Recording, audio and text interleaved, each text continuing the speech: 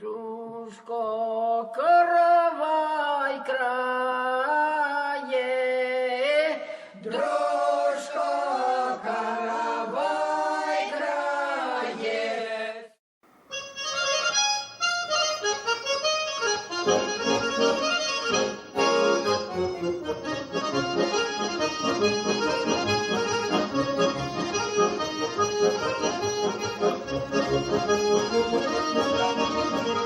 Звук на гармонике извлекается путем нажатия на клавиши при одновременном движении меха. Эти строки из «Самоучителя игры» стали билетом в жизнь для многих любителей музыки. Заслуженный работник культуры Татарстана Ринат Мухуддинов выходит на сцену не ради дипломов и призов, и не из желания показать себя. Он делает это, чтобы татарско-башкирский народный музыкальный инструмент жил. Он хочет вернуть гармонии былую популярность. А для этого надо, по его мнению, просто чтобы гармонику-хромку слышали. Она никого не оставит равнодушным, найдет отклик в любом сердце татарском, башкирском, марийском, удмуртском.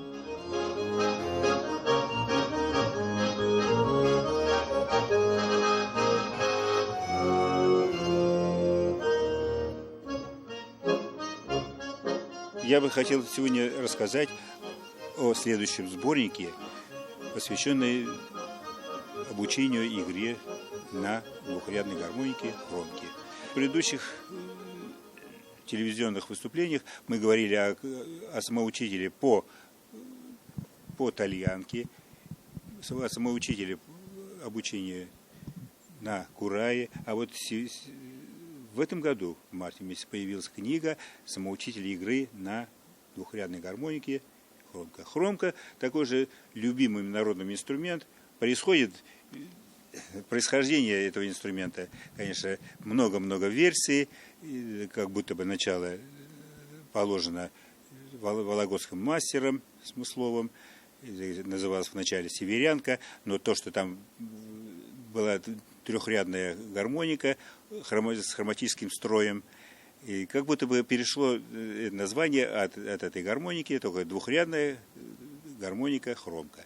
Но этот народ полюбился всем россиянам. Тульские мастера усовершенствовали имеющиеся типы гармоник. Изменения коснулись голосовых планок, благодаря чему инструмент при сжатии и растягивании мехов стал издавать одинаковый звук. Несмотря на то, что гармонь по-прежнему осталась диатонической, наличие дополнительных хроматических звуков позволило расширить круг тональности. Основные клавиши, которые выводят мелодию, расположились на правом полукорпусе в 2 ряда. Тульская гармонь стала двухрядной, почти хроматической и вытеснила все другие виды. В начале 20 века этот инструмент распространился по всей России. Значит, вся Россия заиграла на этом инструменте.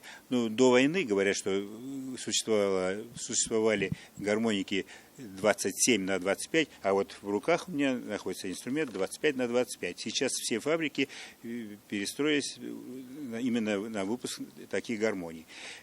Как бы ни было, народ очень любит играть на этом инструменте, и вот эта книга, я считаю, что будет большим подспорьем для тех, кто хочет научиться играть на этой гармонике.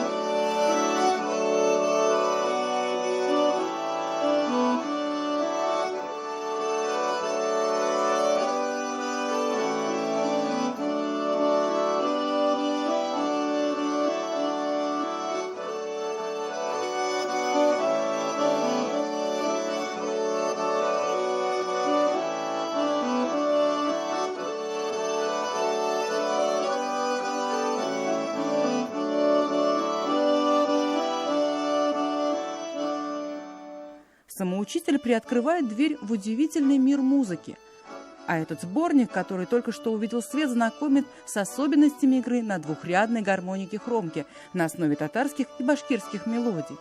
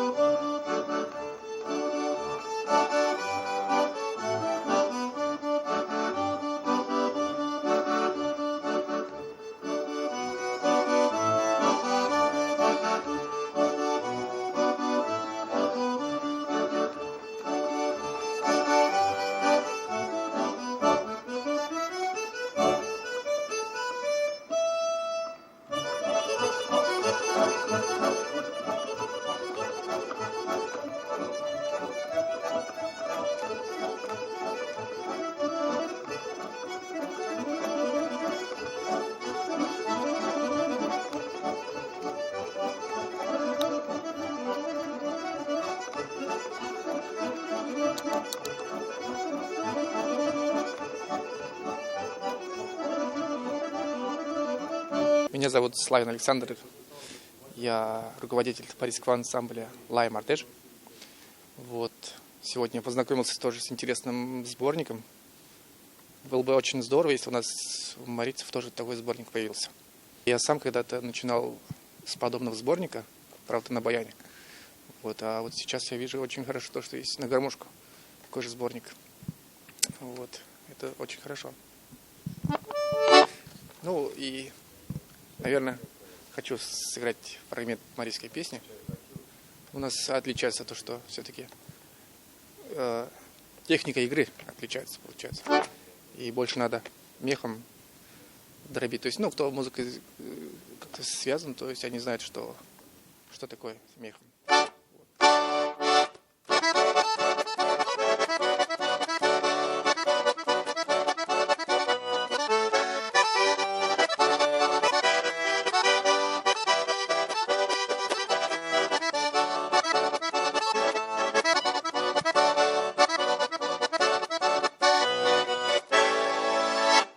В свое время возникла потребность в профессиональном музыканте, который мог бы поддержать нашу общественную организацию «Башкир города Казани». И как раз здесь мы обнаружили, что у нас в Татарстане рядом с нами живет профессионал своего дела, уроженец Башкортостана Мухуддинов Ринат Сабирович, который многие годы именно посвятил сохранению и развитию фольклорной музыки, инструментальной музыки, создавал различные коллективы фольклорные в Татарстане. И с тех пор пошло, так скажем, такое тесное сотрудничество с ним. Он поддерживает все наши культурные мероприятия, праздничные мероприятия, всегда является активным участником, сам исполняет, учит других исполнять музыкальные произведения.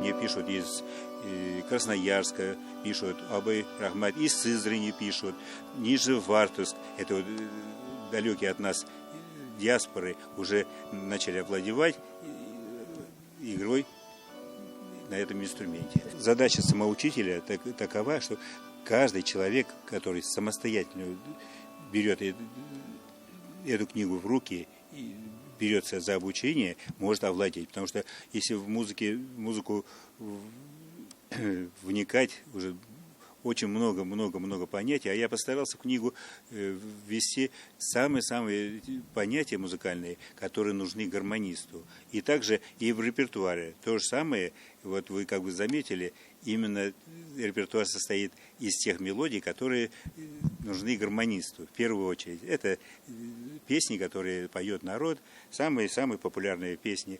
Это во второй части. А вот в третьей части этой книги уже те произведения, которые сегодня я вам наиграл на сцене, это уже концертные обработки.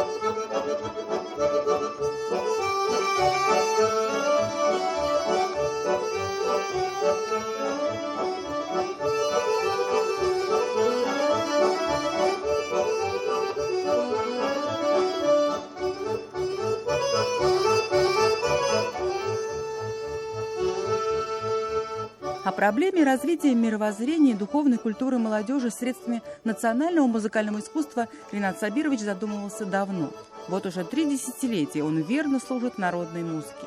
И свой практический опыт творческой работы переносит в сборники нотной литературы. Это большое подспорье для преподавателей народных инструментов.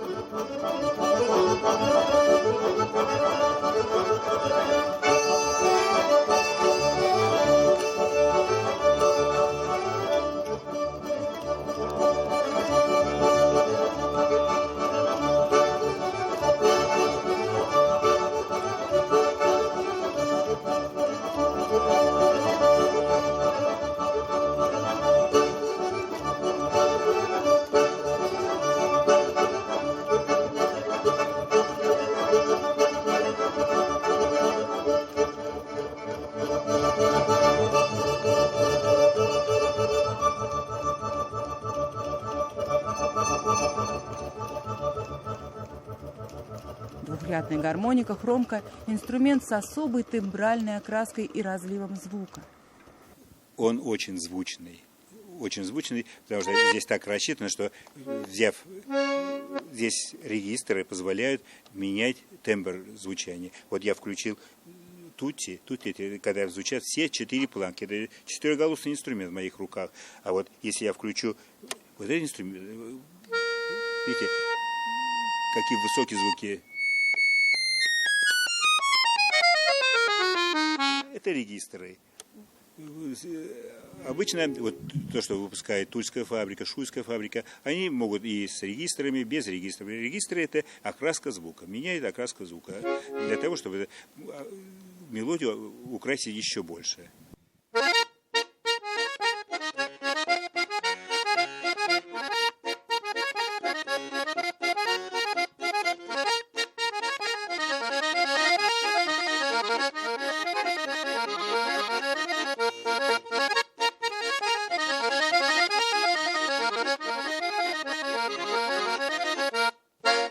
В этом ДК многие годы уже работал, активно, плодотворно работал татарский фольклорный коллектив, татарские гармоники.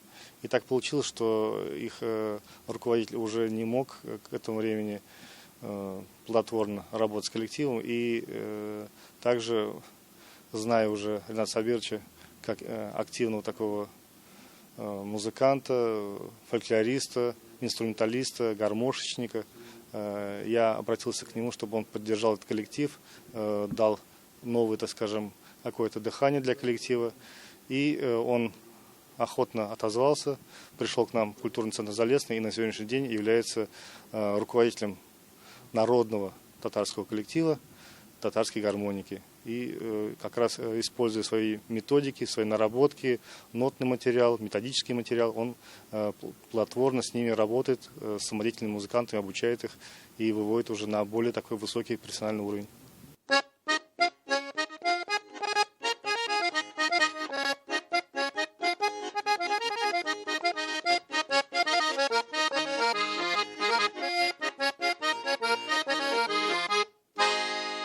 В 4-й части данного сборника самоучителя даны тексты тех песен, которые включены во 2-ю часть. Это то, что первая песня Кубалягем в нотах и соответствует первая песня текста Кубалягем. 2-я песня Аикагаз прозвучала, и она в тексте идет тоже под 2-м номером. И так все 54 мелодии.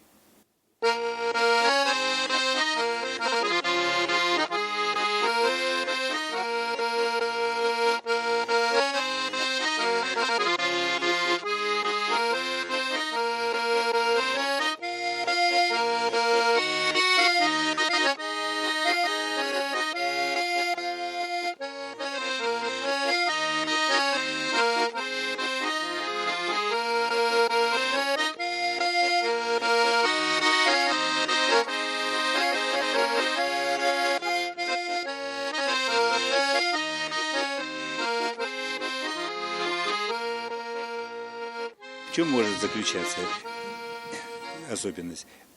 Вот мы говорим мон. Мон – это мелизмы, которые присущи татарской и башкирской музыке. И вот это мон и сразу дает звучание узнаваемой татарской или башкирской мелодии. В этом заключается. И вот это, что хотел бы сказать, такая книга появилась в Казани. А вот рядом в республиках пока такого сборника нет, ни у марийцев, ни чувашей, ни у мордвы, и даже у башкир нету. Хотя я в этот сборник включил много башкирских мелодий, естественно, будучи сам башкиром. Но очень надеемся, что и у других народов также появятся такие гармонии. А то мы как привыкли, народ как говорит, я ноты не знаю. Что значит я ноты не знаю? Вот сейчас, если послушать, я не знаю компьютера, это как-то стыдно говорить об этом, так ведь? И точно так же должно быть, я не знаю нот, такое должно быть исключено. Ну, если ты играешь, допустим, как известные гармонисты Рашид Мустафин, Ринат Валеев, Наиль Сагдеев или другие, Айнур Муратов, если вот таким образом играешь, тебе, может, ноты и не нужны. А для тех, кто хочет научиться с нуля, вот этот сборник, я думаю, окажет большую помощь.